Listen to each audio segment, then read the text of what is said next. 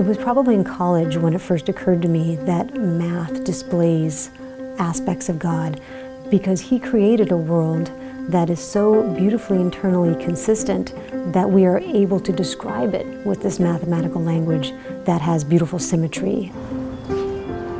I very much enjoy teaching because beyond just teaching the mathematical concepts, I can influence the way students think about the world.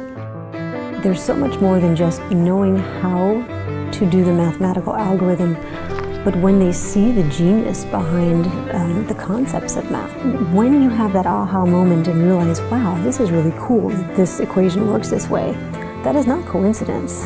There is design to that.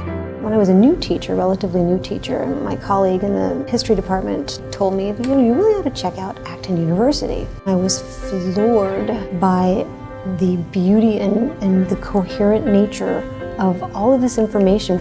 And someone mentioned, high school teachers, you might consider starting a club. We had some students who were interested and went from there.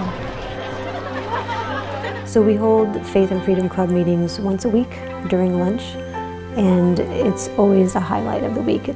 The material is engaging and the students are enthusiastic, and the discussions are often very encouraging and uplifting and revealing to the students. So it's a very positive way to begin. I would say there's not one certain type of student who has joined the club, but it's a refreshing variety of students, and they complement each other very well.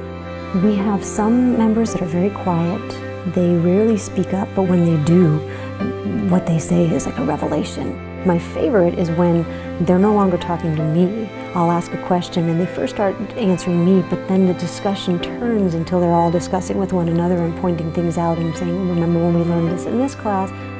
Attending Acton has prepared me to contribute and lead the discussion after the Acton videos, especially after the Good Society.